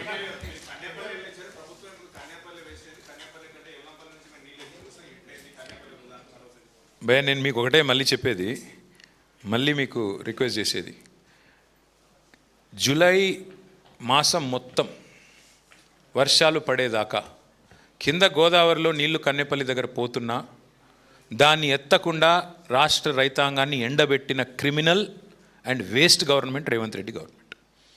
ఇవాళ వాస్తవాలే. ఇవాళ రేపు పాప 4 TMCలు రాగానే దానికి మా ఉత్తమ్ కుమార్ రెడ్డి గారు ఒక హెలికాప్టర్ వేసుకొని పోయి పోజులు కొట్టి అక్కడ నుంచి ఏదో పెద్ద పీకి పందిరేసినట్టు ఆయన మర్చిపోతున్నాడు ఒకటి ఉత్తమ్ కుమార్ రెడ్డి. ఎల్లంపల్లి నుంచి మిడిమానకి నీళ్ళు వస్తున్నాయి. ఎట్లా వస్తున్నాయి? గాయత్రి పంప్ హౌజు, నంది మేడారము ఎవరు కట్టించారు? కాళేశ్వరంలో భాగం కాదా అది? అసలు ఆయనకి ఏమైనా అవగాహన ఉందా ఉత్తమ్ కుమార్ రెడ్డి గారికి? Gayatri pump house, Nandi Medaram pump house కాళేశ్వరంలో అంతర్భాగమా కాదా? ఉత్తమ్ కుమార్ రెడ్డి చెప్తాడా? ఇవాళ రివర్స్ పంపింగ్ చేస్తున్నారు. మిడ్మానేరు నుంచి నీళ్లు పైకి ఎస్ఆర్ఎస్పికి. మరి ఎవరు కట్టించారు? అది కాళేశ్వరంలో అంతర్భాగం కాదా అది? కాబట్టి ఎన్ని కథలు చెప్పినా ఇవాళ మా రైతాంగానికి స్పష్టత వచ్చింది, వీళ్ళకు నీళ్ళిచ్చే ఉద్దేశమే లేదు. ఇప్పుడు చూద్దాం, ఇప్పుడు మేము అందరం మొక్కుతున్నాం. నిన్న కూడా నేను బోనాల దగ్గర పోయాను, లష్కర్ బోనాలకు పోయి మహంకాళి తల్లిని కోరుకున్నాను వర్షం పడాలని. మేము కోరుకుంటున్నాం రాష్ట్రంలో వర్షాలు సమృద్ధిగా కురవాలి, రైతులు మంచిగా ఉండాలని కోరుకుంటున్నాం. దెబ్బన పడకపోతే మళ్ళీ వీళ్ళ భాగవతం బయటపడుతుంది, మీరే చూస్తారు. ఎవడో తలకు మాసిన వెధవలు మాట్లాడే చిల్లర మాటలకు స్పందించాల్సిన అవసరం మాకు లేదు. భయో ఎన్నడతారు భయ ఒకసారి.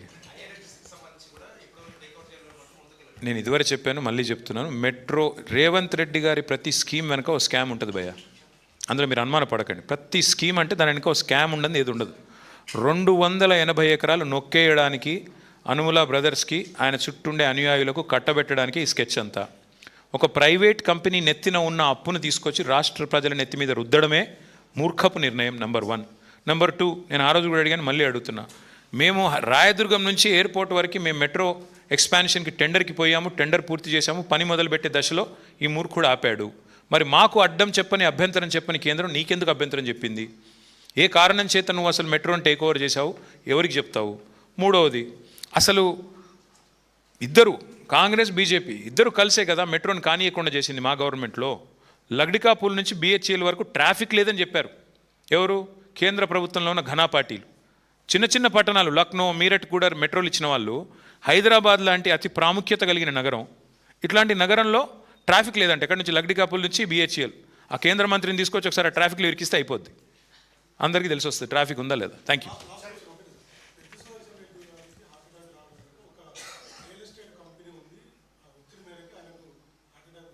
ఎవరన్నారు? నాకు ఐడియా లేదు. కాకపోతే ఒకటి మాత్రం వాస్తవం, మా నాయకులందరినీ వేధిస్తున్నారు, ఇది మాత్రం వాస్తవం. ఆర్ఎస్ ప్రవీణ్ గారు మాట్లాడారు, నేను చూశాను. మా నాయకులు ఒక్కరిని కాదు, ఈ రాష్ట్రంలో ఉన్న మా పార్టీ నాయకత్వం గ్రామీణ స్థాయి నుంచి రాష్ట్ర స్థాయి దాకా అందరం కూడా ఇలా టార్చర్కి బాధితులమే. కొంతమంది కాకపోతే ఆరోగ్య సమస్యలు వారు ఉన్న పరిస్థితుల్లో వారికి నిజంగానే అది కొద్దిగా ఎగ్జాజరేట్ కావచ్చు, ఒత్తిడికి లోన్ కావచ్చు, జరిగి ఉండవచ్చు. ఎందుకంటే ఒకటి మాత్రం వాస్తవం, సుదర్శన్ రెడ్డి గారు నా దగ్గర కూడా వచ్చారు. ఇట్లా కేసులు పెట్టి మా వాళ్ళు నర్సంపేటలో ఉండే కొంతమంది వ్యాపారులను వేధిస్తున్నారు, వేధించి నా పేరు చెప్పమని చెప్పి పోలీసులు ఒత్తిడి పెడుతున్నారు, నాకు కూడా వచ్చి చెప్పుకున్నారు. నేను కూడా ఒకరిద్దరు చెప్పాను, లాయర్లకు చెప్పి చూడండి కేసు ఏదైనా ఉంటే మనం న్యాయస్థానాల ద్వారా మనం రిలీఫ్ తీసుకుందామని చెప్పాను. సుదర్శన్ రెడ్డి గారు ఒత్తిడిలో ఉన్న మాట వాస్తవం, ప్రభుత్వం ఒత్తిడి చేసిన మాట వాస్తవం. కొంతమంది ప్రభుత్వంలో ఉన్న వెధవలు ఆయన చేస్తున్న దాడిని, విమర్శలను తట్టుకోలేక ఇదే సీట్లో కూర్చుని సుదర్శన్ రెడ్డి గారు ఇదే భవన్ నుంచి సివిల్ సప్లై స్కామ్ని బయటపెట్టాడు. ఇదే సీట్లో కూర్చుని విద్యాశాఖలో జరిగిన బంకర్ బెడ్స్ కుంభకోణాన్ని బయటపెట్టాడు. బయటపెట్టడంతో ఆగలేదు మా సుదర్శన్ రెడ్డి, అవన్నీ తీసుకెళ్ళి ఆ మొత్తం కాగితాలు, ఆధారాలు తీసుకెళ్ళి ఈడీ ఆఫీస్ పోయాడు, అక్కడ ఇచ్చాడు. తర్వాత సుప్రీంకోర్టుకు పోయాడు. బాధాకరం ఎక్కడ అంటే శ్రీనివాస్, సుదర్శన్ రెడ్డి గారు చనిపోయిన మర్నాడు సుప్రీంకోర్టు నుంచి మాకు కొంత రిలీఫ్ వచ్చింది, ఒక గైడెన్స్ కూడా వచ్చింది, వీరిని నోటీస్ వచ్చింది. అంటే ఇది వాస్తవం. ఈ రాష్ట్రంలో మా నాయకులు ఎవరిని కూడా వేధించకుండా, ఇక వారిని ఇరిటేట్ చేయకుండా, టార్చర్ చేయకుండా ఈ ప్రభుత్వం లేదు. సరే, సుదర్శన్ విషయంలో అన్ఫార్చునేట్, నిజంగా కూడా మా అందరం చూశారు కదా, మీరు ప్రజలు కూడా ఎట్లా వచ్చారు, ఏం జరిగింది మీరు కూడా చూశారు. It's truly unfortunate what has happened, and if some justice can be done, will fight for it. Palnadu జిల్లా కారంపూడిలో పోలీసుల వేధింపుల ఆరోపణలు కలకలం రేపుతున్నాయి.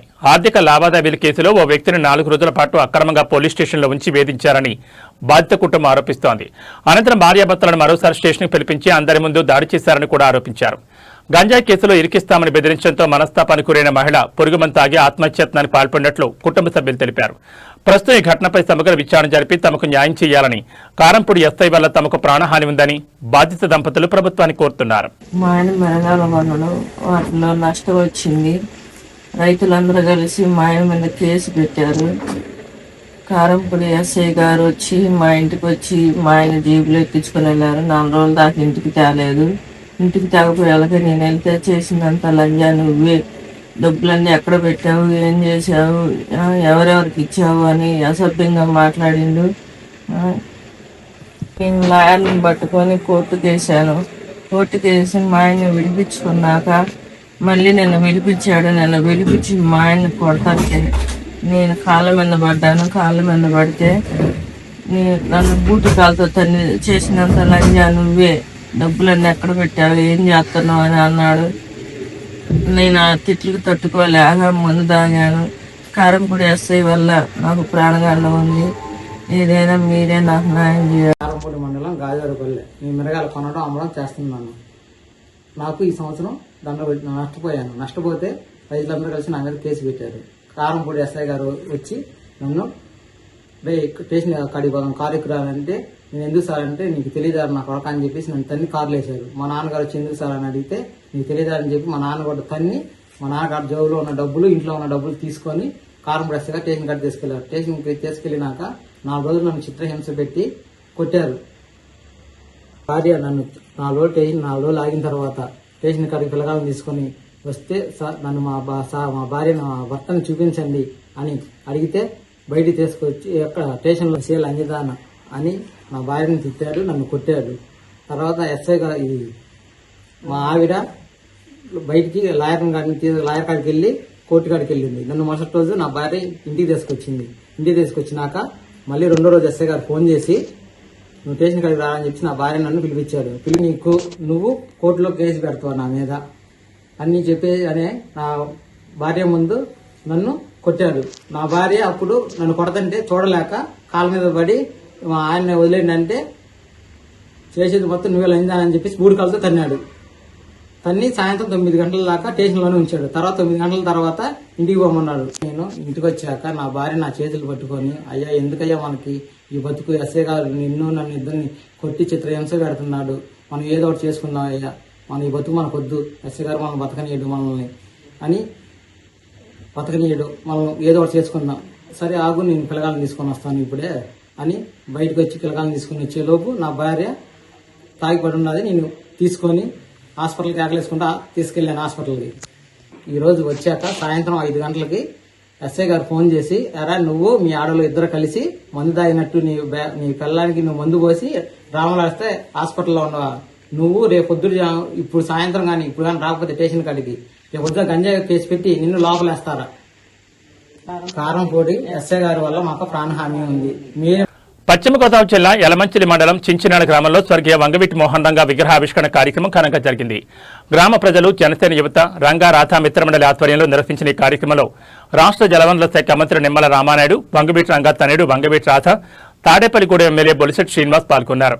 ఈ సందర్భంగా మాట్లాడిన మంత్రి నిమ్మల రామానాయుడు పేద, బడుగు, బలహీన వర్గాల కోసం తన జీవితాన్ని అంకితం చేసిన నాయకుడు వంగవీటి మోహన్ రంగాని కొనియాడారు. ప్రజల మనసుల్లో చిరస్థాయిగా నిలిచిన నాయకుడిగా ఆయనను ప్రతి తరం గుర్తించుకుంటుందని, రంగా అభిమానులు కృష్ణా జిల్లాలోనే కాకుండా రాష్ట్ర వ్యాప్తంగా ఉన్నారని పేర్కొన్నారు. కార్యక్రమంలో రాష్ట్ర Kapu corporation chairman Kothapalli Subbarayudu, DCMS chairman Chaganti మురళీకృష్ణతో పాటు పలువురు ప్రజాప్రతినిధులు, జనసేన నాయకులు పాల్గొన్నారు.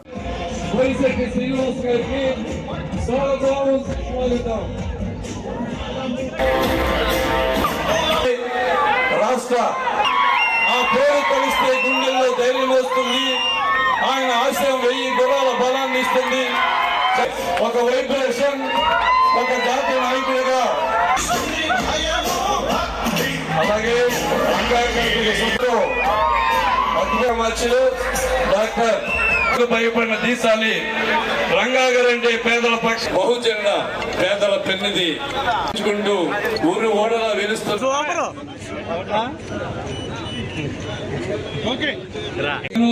శాఖ మధ్యలు వీరికి మీ అందరి కనుదలంతో స్వాగతం పలుకుతున్నా. కృష్ణ గారి వయసు 20 years అంతేనండి, 10 years. అలాగే ఆశా కిరణ్ గారు ఆ రోజున తండ్రి చనిపోయి డబ్బా కొట్టుకునే రోజులు.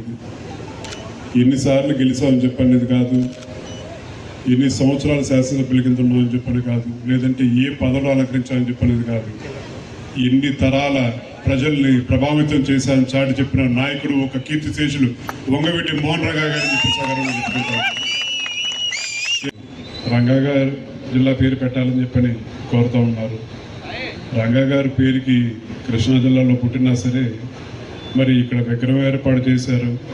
రంగా గారి అభిమానులు ఒక కృష్ణా జిల్లాలోనే కాదు, యావత్ ఆంధ్ర రాష్ట్రం మొత్తం అన్ని చోట్ల ఉన్నారు. పేరు పెడితే మంచిది, పెట్టకపోయినా సరే మా గుండెల్లో ఉంటామని చెప్పని ఇవాళ విగ్రహం రూపేణ ప్రతి ఒక్కరి అభిమానులందరూ చాటి చెప్తా ఉన్నారు. ఇవాళ కొత్తగా ఎవరు ఆయనకి గుర్తింపు ఇవ్వాల్సిన అవసరం లేదు.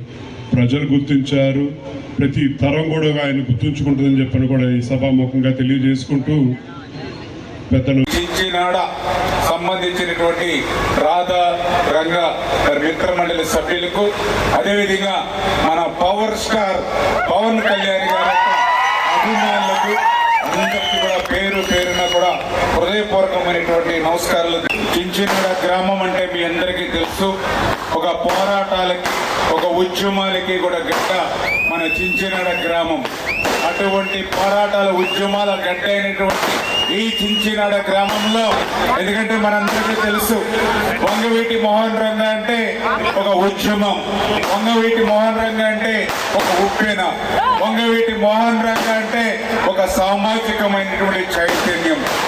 వంగవీటి మోహన్ రంగ వెనుక బలవంతులు లేరు, వంగవీటి మోహన్ రంగ వెనుక ధనవంతులు లేరు. వంగవీటి మోహన్ రంగ ఉన్నటువంటి లక్షలాది కోట్లాది మంది ప్రజలు ఆ రోజు నుంచి ఈ రోజు వరకు కూడా బడుగు బలహీన వర్గాలు, అట్టడుగునున్నటువంటి సామాజిక వర్గాలే స్వర్గీయ వంగవీటి మోహన్ రంగ గారికి కొండంత అండగా ఉన్నటువంటి పరిస్థితిని మనం చూస్తూ ఉన్నాం. ఈరోజు వంగవీటి మోహన్ రంగ గారు భౌతికంగా మనందరికీ దూరమై 30 సంవత్సరాలు దాటుతున్నా కూడా ఆయన మీద ఉన్నటువంటి అభిమానం ఎప్పటికప్పుడు పెరుగుతూ ఉంది తప్ప ఎక్కడ కూడా తగ్గకుండా ఉంది అని అంటే.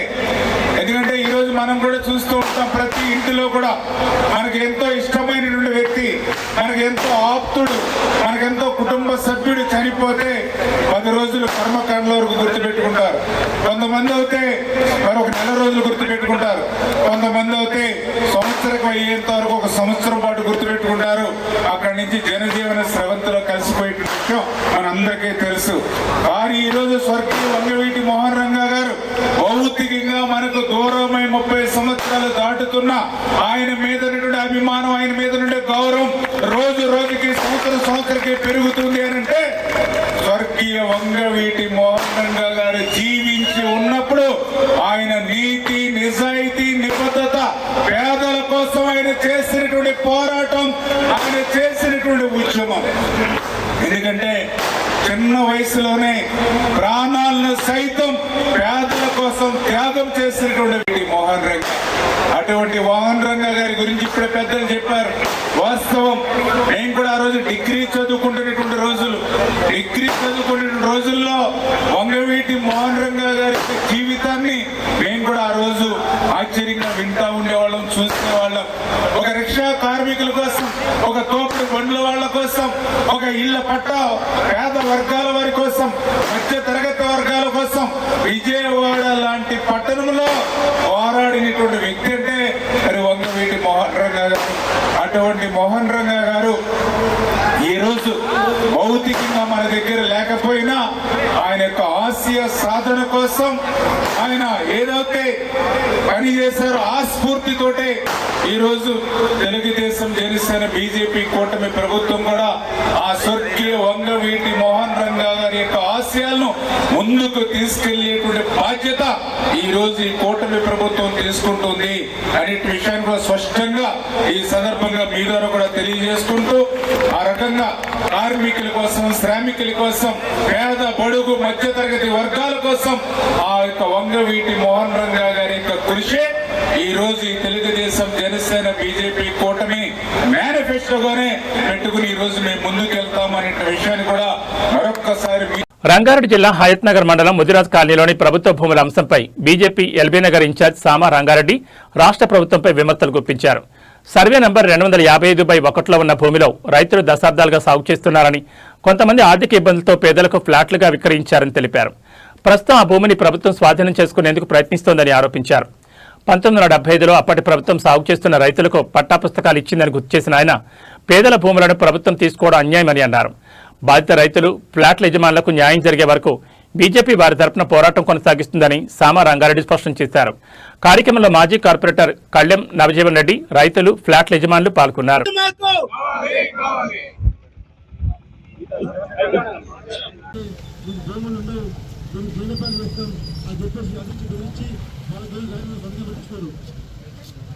మరి ఆ రోజు మనకు వెతుకుతున్నారు. మరి ఆ రోజు హెచ్ఎంపీ లేట్ చేస్తారని చెప్పేసి అన్నారు. మరి హెచ్ఎంపీ లేట్ చేసిన ఆ రోజు మాకు కూడా తెలుసు హెచ్ఎల్ అంటే ఒక సంవత్సరం. మాకు ఆ రోజు ఒక్క సంవత్సరమే 10 దగ్గర పన్ను కట్టుకుంటే మేము ఆ పూర్వీకులు కానీ మేము కానీ ఆధారపడి ఉండిపోతుంది. ఆ రోజు నుంచి 90 వరకు మరి కరెంటు మీటర్లు ఇచ్చారు, పాల మీటర్లు ఇచ్చారు. ఈ అన్ని ఇచ్చినప్పటికీ దళితుల ఐక్యత, దళితులకు ఇచ్చినటువంటి భూములను దళితులకే ఇవ్వాలి, దళితులకు ఇచ్చినటువంటి భూమిని దళితులకే.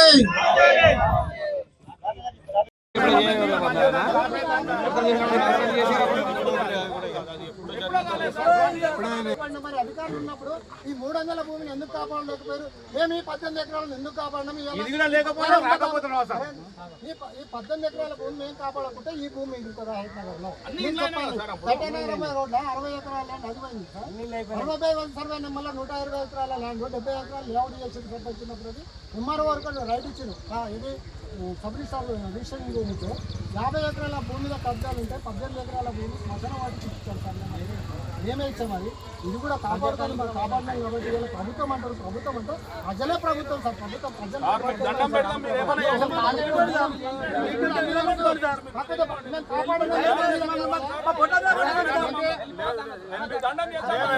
మా భూమిలోకి మేము వచ్చినాం.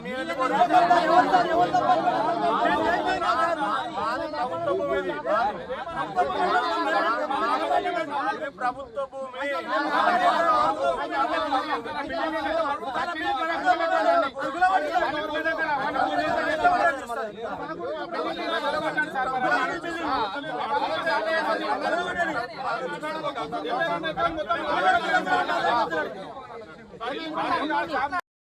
విఐపీ అని చెప్పేసి సగం చేసిన తర్వాత ఈ విధంగా ఇస్తారు. అప్పుడు 45 ఏళ్ళ కింద 10 ఏళ్ళ కింద మొత్తం ఇస్తారు. ఖాళీ లేనటువంటి పరిస్థితి సార్. ఇక్కడ బాధితులు కూడా అంతా 74 ఎకరాలు 35 గుంటల భూమిని 56 ఎకరాల 37 గుంటల అనేది మొత్తం రైతులకు ఇచ్చింది. వాళ్ళ భూమికులు బతుకులు లాస్ట్ అందరూ టోటల్గా ఇండ్లు కట్టిస్తారు. ఇవన్నీ ఈ 18 ఎకరాలు మాత్రమే ఆపడం జరిగింది.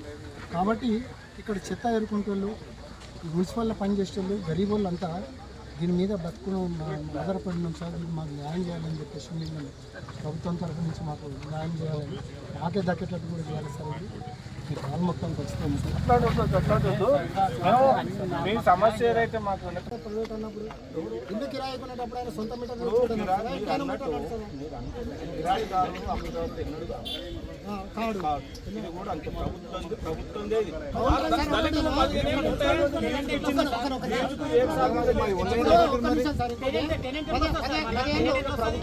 Okay sir. 10 ఏళ్ళు కౌలుదారు ఒక పట్టదారు భూమి చేస్తే అందులో కౌలుదారు పేరు ఎట్లా వస్తుంది సార్? కౌలుదారు అన్న పేరు వచ్చినందుకే ఆ భూమి మీద కేసు వేస్తాడు.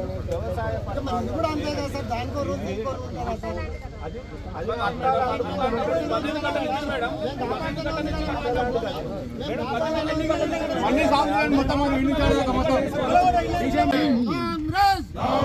Congress Congress Congress we want justice.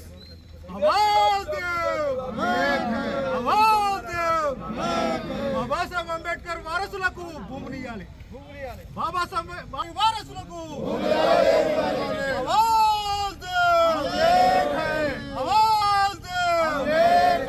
ఎవరప్ప సొమ్మురా మాదిగల సొమ్మురా, ఎవరప్ప సొమ్మురా మాదిగల సొమ్మురా, ఎవరప్ప సొమ్మురా మాదిగల సొమ్మురా. జై భీమ్. బాబాసాహెబ్ అంబేద్కర్ మాదిగల భూములు మాదిగలకే, మాదిగల భూములు మాదిగలకే. జై తెలంగాణ, జై తెలంగాణ. సర్కార్ నుంచి వ్యవసాయం చేస్తున్న మా భూమి మాకు, సర్కార్ నుంచి వ్యవసాయం చేస్తున్న మా భూమి మాకు, ముత్తాతల నుంచి చేస్తున్న మా భూమి మాకు.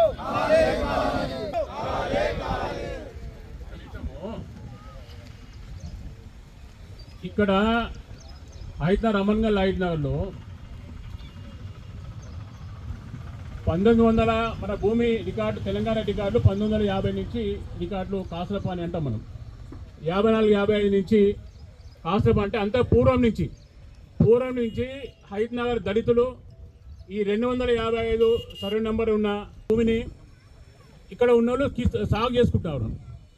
సాగు చేస్తుంటే అప్పటి ప్రభుత్వము దీన్ని పేదలు సాగు చేసుకుంటా ఉన్నారు. 37 గుంటలు దీనిలో బీరప్ప గుడి కోసమని ఒక 5 ఎకరాలు, అదేవిధంగా 13 ఎకరాలు పక్కనున్న ముజాద్ బస్తీకి 65 గజాల లెక్క పేదలకు పంచారు. మిగతా భూమి అవుతుంది 255 సర్వే నెంబర్ భూ యజమానులం, ప్లాట్లదారులం. మేము 250 సర్వే నెంబర్లో మొత్తం 17 ఎకరాలు అన్ని ప్లాట్లు అయిపోయినాయి. కతిమే 12 ఎకరాలు ముద్రా సంఘంకు, 5 ఎకరాలు బీరప్ప గుడికి, కతిమే 18 ఎకరాలు మొత్తం కూడా ప్లాట్లు అయినాయి. ఒక 12 ఎకరాలు మాత్రమే ఈ ఖాళీ ఉన్నది. దీన్ని గవర్నమెంట్ దౌర్జన్యంగా గుంజుకొని ప్లాట్లు యజమానులందరూ కూడా ప్లాట్లు అయిన 60 గజాలు 40 గజాలు చొప్పున ప్లాట్లు ఇచ్చినాం. ఊకట్టలు, మున్సిపల్ ఊకట్టలు కానీ వాళ్ళందరూ తీసుకున్నారు ప్లాట్లు కనుక్కొని కట్టుకోవడానికి. ఇవన్నీ కట్టడానికి పర్మిషన్ ఇచ్చారు. 12 ఎకరాలు కట్టడానికి పర్మిషన్ ఇవ్వకుండా దౌర్జన్యంగా ఈ దళితుల భూములు గుంజుకోనికి ప్రయత్నం చేస్తారు. దీన్ని తీవ్రంగా భారతీయ జనతా పార్టీ తీవ్రంగా వ్యతిరేకిస్తున్నాం. దీన్ని ఎట్లాంటి పరిస్థితుల్లో ఈ భూమి గుంజుకుంటే మేము ఊరుకునే ప్రసక్తి లేదు. ప్రాణ త్యాగానికైనా సిద్ధమవుతాం తప్ప ఈ గజం జాగాభూమిని కూడా తీవ్రంగా ఖండిస్తున్నాం కాంగ్రెస్ పార్టీని. ఈ భూమి ఎట్టి పరిస్థితుల్లో ఎవరు తీసుకోవడానికి హక్కు లేకుండా మాకు మా ప్లాట్ల యజమానులకు దక్కే విధంగా సహకరించాలి. ఈ యొక్క మా ప్రోగ్రాంకి వచ్చిన పత్రికా సోదరులకు, ప్రింట్ మీడియా సోదరులకు అందరూ కూడా ప్రత్యేక ధన్యవాదాలు తెలియజేస్తున్నా. మాకు మద్దతుగా ఈ సోషల్ మీడియా అన్నింటిలో కూడా షేర్ చేయాల్సిందిగా మరి కోరుకుంటున్నా. బయట రిజిస్ట్రేషన్ భూములు అంటే కొనడానికి కాదని మేము సరే కొంచెం తక్కువ కోసం చుట్టుపక్కల అన్ని ఇల్లులు అయినాయి కదా, మాకు కూడా అయితే కానీ ఆశతో ఇక్కడ కొనుక్కున్నాం. మేము ఇప్పుడు ఇళ్ళ పనులు చేసుకుని ఇప్పుడు మాకు ఇళ్ళ పనులు చేయకపోతే కూడా ఎవరు ఒప్పుకొని వచ్చి కూర్చుని 4-5 రోజుల నుంచి ఇడికే తిరుగుతున్నాం. ఇప్పుడు ఇన్ని ఎకరాలలో అయింది కదా, ఈ స్థలం అంతా అవుతుంది కదా, మాకు కూడా ఇంటి కదా భూమి ఉంటుంది. మరి మేము సత్తా కూడా మా ఇళ్ళలో రానిస్తారా? మమ్మల్ని కూడా ఉండనిస్తారా? మొన్న మా మామ కరోనాలో చచ్చిపోయాడు. చచ్చిపోతే తీసుకుపోవడానికి ఆ టైంలో పోలీసు కూడా మాకు సహకరించారు. ఎంతో దొంగతనం చేసుకొని పోవాల్సి వచ్చింది. అంటే మేము సత్తా కూడా మా ఇళ్ళలో వేసుకొని కూడా లేదు. ఇంటి ముందరికి ఏ ఓనర్లు కూడా రానియారు కదా. అంటే మీ ప్రభుత్వాలు మేము ఒకటే వినపం చేస్తున్నాం. మా స్థలాలు మేము కష్టపడి కొనుక్కున్నాం. రూపాయి కూడా వేసి ఓ చిట్టి కట్టుకొని ఇక్కడ పైసలు పెట్టి కొనుక్కున్నాం. మా భూములు మాకు ఏ ఆస్తులు లేవు, ఏ పొలాలు లేవు, శిలకలు లేవు, ఊర్లలో ఇల్లు లేవు, ఏది కూడా మాకు గతి లేని వాళ్ళు. మేము గతికి సరే ఇంత వస్తుంది కదా కొంచెం. ఇప్పుడు రైతులు అమ్మారు, వాళ్ళు కూడా ఎల్లక రైతులు అమ్ముతున్నారు కదా అని మేము కొనుక్కున్నాం. కొనుక్కొని ఇల్లు కట్టుకోవాలని ఇప్పుడు 8 సంవత్సరాల నుంచి ఎదురు చూస్తున్నాం. ఇళ్ళలో ఒక రోజు పోకపోతే కూడా ఇళ్ళలో ఎవరు ఒప్పుకోరు. బాగున్నా బాగాలేకుండా మేము పని చేయవలసిందే. అదే తన కూడుంటే ఉన్నదా లేదా తిని మా ఇళ్ళలో మేము పడుకుంటాం. మాకైతే ఇల్లు కావాలి. ఈ ప్రభుత్వాన్ని మేము కోరుకుంటున్నాం. వచ్చిన అధికారులను కూడా మేము కోరుకుంటున్నాం. మా స్థలాలు మాకు కావాలని ఆశపడుతున్నాం. మా ఇప్పుడు భూములు అంటే మేము వస్తున్నాయి కదా అని ఆశతోనే చుట్టూన్న ఇల్లు మధ్యలో మాత్రం కావాలని అనుకుంటామా? మాకు తెలియదు, తెలిసి కొనుక్కోలేదు. రిజిస్ట్రేషన్ భూములను కొనలేము. ఏదో కొంచెం తక్కువ వస్తుందని ఆశతోనే ఇక్కడ కొన్నాం.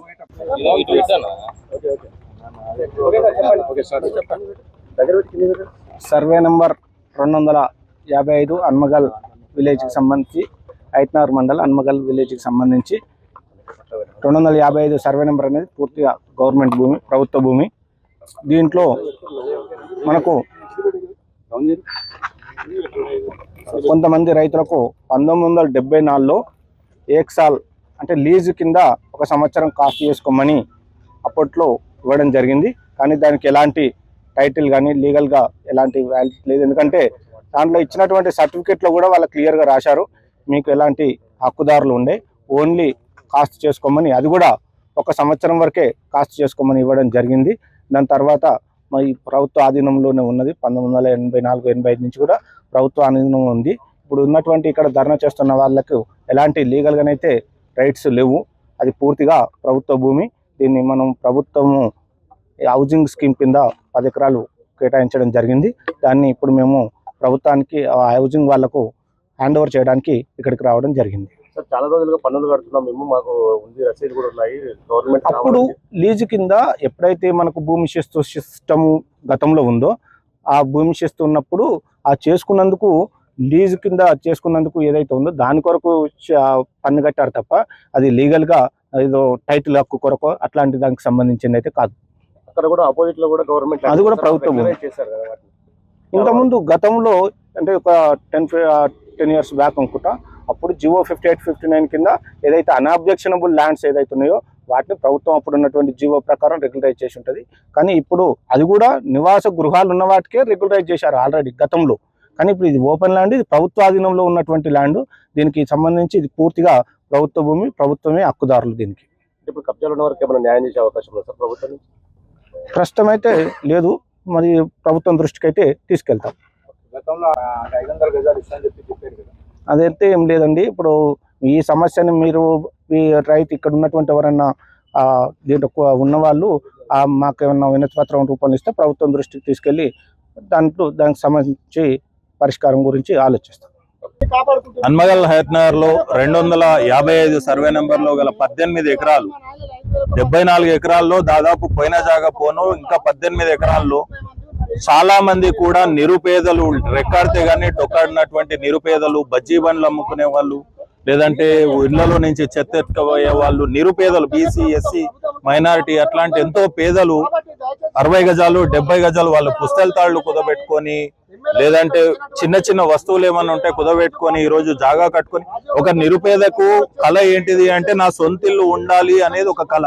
అట్లీస్ట్ ఒక 60 గజాలు ఉంటే నాకు నీడైనా ఉంటుంది అని చెప్పేసి వాళ్ళు పస్తులుండి మరి 60 గజాలు కొనుక్కుంటే, ఇక్కడ ఈ రోజు సడన్ గా గవర్నమెంట్ ఎంఆర్ఓ గారు, ఆర్డీఓ గారు వచ్చేసి ఇది 10 ఎకరాలు మేము ఇక్కడి నుంచి తీసుకుంటాము, ఏదో హై రైజ్ బిల్డింగ్లు సంథింగ్ ఏదో కడతాము, రియల్ ఎస్టేట్ చేస్తాము అని చెప్పేసి ఏకదాటిగా దాడి చేసినటువంటి పరిస్థితి ఇక్కడ ఉంది. ఇలాంటి దుశ్చర్యను తెలుగుదేశం పార్టీ తరఫున మేము ఖండిస్తున్నాము. నిరుపేదలకు దక్కాల్సినటువంటి ఏదైతే జాగా ఉందో వాళ్ళు కూడు ఎట్లాంటి అన్ని పస్తులుండి కొనుక్కున్న జాగా ఇది వాళ్ళకే ఇవ్వాలి. మీరు 6 లక్షల రూపాయలు పెడితే మేము 5 లక్షలు పెట్టి ఇల్లు కట్టిస్తామంటున్నారు. ఎలాంటి అవసరం లేదు. మీరు అనేది పేదలకు ఇల్లు కావాలి, ఆ జాగా వాళ్ళది ఉంది, వాళ్ళే కట్టుకుంటారు. మీరు ఎట్లాంటి రూపాయి ఇవ్వాల్సిన అవసరం లేదు. కాబట్టి గవర్నమెంట్ కూడా అర్థం చేసుకోవాలి, రేవంత్ రెడ్డి గారు కూడా అర్థం చేసుకోవాలి. లేదు కాదు అని మొండి వైఖరిగా పోతే మాత్రం ఇది ఎంతవరకైనా తీసుకెళ్తాం. ఈ నిరుపేదలకు, ఈ పేద ప్రజలకు తెలుగుదేశం పార్టీ తరఫున మేము ఎక్కడికైనా అండగా ఉంటాం. ఏ పరిస్థితికైనా వాళ్ళు వెన్నంట ఉండి వాళ్ళు విజయం పొందే వరకు వాళ్ళతో సహకరిస్తామని చెప్పి తెలియజేస్తూ జై తెలుగు. ప్రతి పేదవానికి హైదరాబాద్ నగరంలో 1,25,000 పట్టాలు ప్రభుత్వ భూమిలో కట్టుకున్న వాళ్ళకు 58 జీవో 59 జీవోలు ఇచ్చి ప్రతి వాళ్ళు హైదరాబాద్ లో క్షేమంగా నిలబడాలంటే అది టీఆర్ఎస్ ప్రభుత్వంలోనే 1,25,000 పట్టాలు ఇవ్వడం జరిగింది. ఇవాళ 59 మొత్తం ముద్రాది కాలనీ అన్ని కాలనీలకు పట్టాలు ఇచ్చిన తర్వాత ఈ భూముల మీద గుంజుకొని మరి రేవంత్ రెడ్డి ఇల్లు కట్టిస్తాను ఏ విధంగా అర్థమవుతలేదు. దీని పక్కకున్న మున్గనూరులో 44 సర్వే నెంబర్ల 12 ఎకరాల భూమి గవర్నమెంట్ ల్యాండ్ ఏమో పరులకు ఏది రిజిస్ట్రేషన్ చేసేసాడు, ఏది రెవెన్యూ డిపార్ట్మెంట్ వాళ్ళు అన్ని పత్రికలలో వచ్చి అన్ని వచ్చినాయి. అదే 12 ఎకరాలు తీసుకోవడానికి ఎన్ని అడ్రస్ కదా 44 సర్వే నెంబర్ మున్గనూరులో అవన్నీ వదిలేసి ఇలా దళితుల భూమి, ఈ పేదల భూమి గుంజుకోనికి ఏ విధంగా మనసు చెప్తుంది. ప్రభుత్వ భూమి ఏమో దొంగ రిజిస్ట్రేషన్ చేసి భూపరిమితి చట్టం తెచ్చి వాళ్ళని గుంజుకుంటావు, ఇడనేమో ఈ విధంగా గుంజుకుంటావు. ఇది మాత్రం కరెక్ట్ కాదు. బీఆర్ఎస్ పార్టీ కానీ మా గౌరవ ఎమ్మెల్యే గారు కానీ TRS party working president KTR గానీ తప్పకుండా ఈ దళితుల పక్షాన ఈ ప్లాట్ల పక్షాన అండగా ఉంటాము. తప్పనిసరిగా మేము కాపాడుతామని చెప్పి సందర్భంగా నేను తెలియపరుస్తున్నాం. ఈ హయత్ నగర్ హన్మగల్ హయత్ 255 సర్వే నెంబర్లో సుమారు 300-400 మంది ప్లాట్లు ఆల్రెడీ ప్లాట్లు కొని నోటీలు చేసుకున్నారు. ఈ దళితుల భూములు అవి గుంజుకోనికే ఈరోజు రెవెన్యూ యంత్రాంగం, పోలీస్ యంత్రాంగం వచ్చి వాళ్ళకి గుంజుకోనికే చూస్తున్నది. ఖబర్దార్, ఇవి గుంజుకొనిచ్చేది లేదు. ఎందుకంటే దాదాపు 74 ఎకరాలలో ఆల్రెడీ 55 ఎకరాలలో ఆల్రెడీ ఇండ్లు అయిపోయినాయి. ఈ 18 ఎకరాలు దాదాపు 300-400 మంది ప్లాట్లలో చిన్న చిన్న కూలీనాలు చేసుకుంటోళ్ళు, మున్సిపల్లో పనిచేసేటోళ్ళు 60 గజాలు 70 గజాలు 80 గజాలు కొనుక్కొని వాళ్ళు ఇల్లు కట్టుకుంటే 2 సార్లు కట్టుకుంటే కూలగొట్టిరు.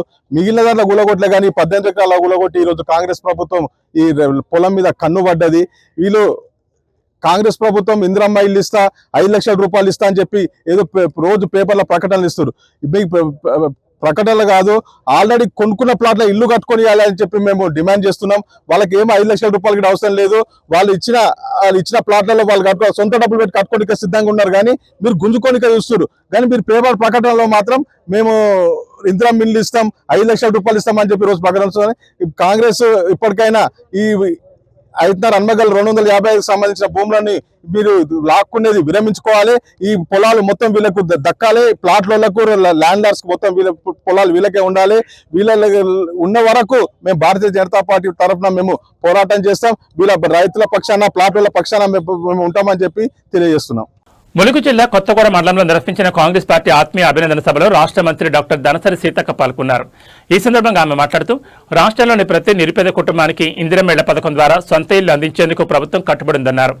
అర్హులైన ప్రతి లబ్ధిదారుడికి ఇందిరం ఇళ్లు తప్పకుండా అందేలా ప్రభుత్వం చర్యలు తీసుకుంటోందని మంత్రి సీతక్క స్పష్టం చేశారు. పేదవాళ్ళు ఎవరున్నారు, ఫస్ట్ ఇల్లు లేని వాళ్ళు ఎవరున్నారు, అలాంటి వాళ్ళ లిస్టు ఫస్ట్ ప్రయారిటీగా ఇవ్వండి. ఈ విడత వస్తాయి, మళ్ళీ నెక్స్ట్ విడత కూడా మనకు ఉంటుంది. మన ముఖ్యమంత్రి రేవంత్ రెడ్డి గారు మరి సాచురేషన్ 3లో గుడిసెలు లేకుండా ట్రైబల్ ఏరియాలో అందరికి ఇవ్వాలని కూడా వారు ఆదేశించడం జరిగింది. అట్లా కూడా మన ఏరియాలో గుడిసెలు లేనోళ్ళు, ఇల్లు లేనోళ్ళు, గుడిసెలాలు ఉండేటోళ్ళు, ఇల్లు లేనోళ్ళు, గుడిసెలాలు ఉండేటోళ్ళు, ఇల్లు కూలిపోయినోళ్ళు, ఆ రకంగా ఫస్ట్ ప్రయారిటీగా పెట్టి ఇవ్వండి. తప్పకుండా ఇవ్వడం జరుగుతుంది. అందరూ కూడా అలర్ట్ ఉండాలి. ప్రజలకు కూడా మనం చేసే కార్యక్రమాలను వివరించాలి. ఈ రోజు ఇవి బులెటిన్ విశేషాలు. చూస్తూనే ఉండండి న్యూస్ 9 టుడే.